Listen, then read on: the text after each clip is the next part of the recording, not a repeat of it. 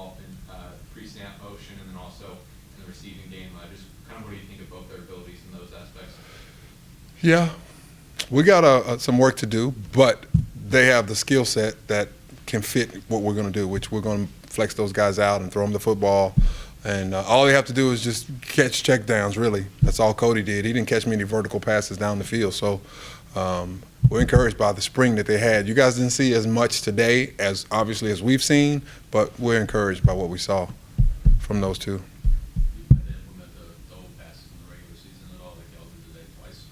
Yeah, we had one more. And since I was the head coach, I should have overruled Kirby, who overruled me, because I said, let's do it. He said, we're too close. But we have a few more. They're a little easier to call when there's not much really on the line, I would think. Who are some of the guys that stood out to you today? Just for our team or both teams? Both teams. Caleb Flagg, I think today may have been the 7th or 8th interception of the spring. I mean, like, who does that? He has great instincts. From an offensive perspective, great instincts, and he's got great ball skills. Because for some DBs, that would be 7 PBUs. Because he couldn't catch it. But he has great ball skills. We're encouraged there. But I think, Josh was the MVP. Is that right? Yep. Was he? Caleb and Josh. Oh, Caleb. Oh, yeah. So Josh has had a great spring. Josh Manning is from Kansas City. He's an explosive athlete, but he hadn't really played a lot of receiver, and his development is in progress, but he's had a great spring. He'll play very well for us here in the future. So we're encouraged about Josh. What are some things that Josh does well that you've really seen his growth over the past year now, entering the fall and an expanded role in the offense? Josh just shows up to work every day. He's a competitor. He's a lunch pail type guy. He's not flashy. He just consistently makes plays, and he just shows up every single day. Some guys get injured and miss a couple of days of practice.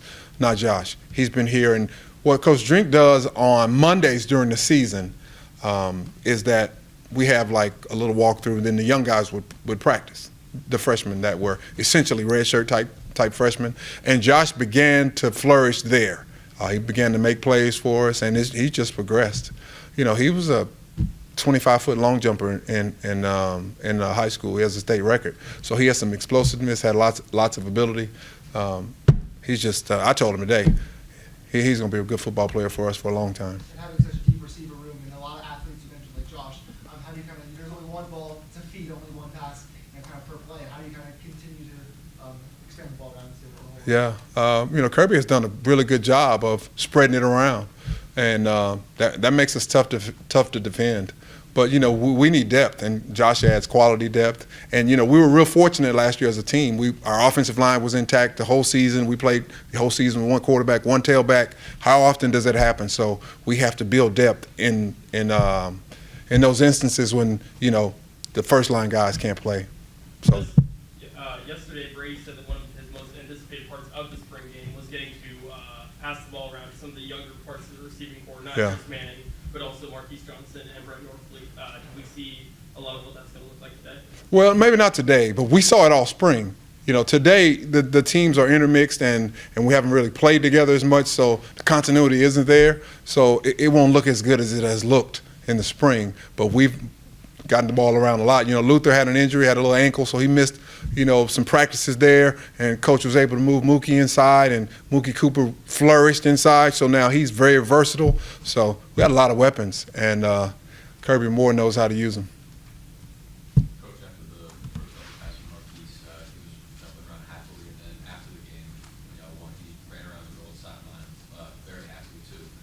How important is not just Marquise the player going to be for y'all in the fall, but Marquise the person? Yeah, Marquise was open all day too. He was wide open. They're always open, so Marquise is always open, but he was, and we couldn't get him the ball a couple of times. But I said it before, Marquise is going to be single covered next year because of the other receivers that we have, and he'll exploit it. He's probably the fastest player in college football. He ran a 10.18 100 meters and a 20.5 200 meters as a senior in high school. So, they got to play two over the top of him, or if they man him, then you'll see him going deep. Coach, just from your perspective from today, we saw a lot of disruption up front from the defensive lines on both other side. Just kind of what are your thoughts on how a lot of these guys played? You know, a lot of it is going to look really good because the offensive lines aren't intact. You know, but when you put our 5 offensive linemen up, you know, those guys, Johnny Walker on one side, Joe Moore on the other side, and then, you know, Darius, what's Darius' last name? Yeah, Darius Smith. You know, we were like, who is this guy? You know, he's making plays all spring. So that's a position where when defenses are really, really good, you get pressure from those defensive ends and you don't have to blitz. So that's what we're going to need. We're deep there. I know we may add some players, a couple of more pieces on defense. Coach Drinker talked about it, a couple more on offense. We'll see how it goes. But we like our football team as it stands right now in March. Back to Josh Manning, some Marquise Johnson, you can add Jackie Blood to that list as well. Second-year receivers with a lot of experience ahead of them. What's the key as a coaching staff to getting them back and encouraging their chances coming? You know, Coach Peeler does a phenomenal job with the receivers, and there are a lot of moving parts, and it's really fast. And you usually see a lot of growth, you know, in the second year, like Luther had, you know, from first year to second year. He moved from outside to inside and had a lot of growth.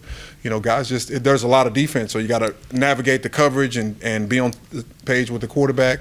So, you know, we have a lot of work to do, and Coach Drink will talk about how important the next phase of our training is from now until June, where our players will throw and catch a lot on their own, and we'll have OTAs toward the end, the beginning of the summer. But we're just scratched the surface of where we need to be as a team. But our receiver room is as deep as I've ever seen. And the beauty of it is they're as unselfish as I've ever seen. And that really starts at the top with Theo Weiss and Luther Burton. They're very unselfish football players.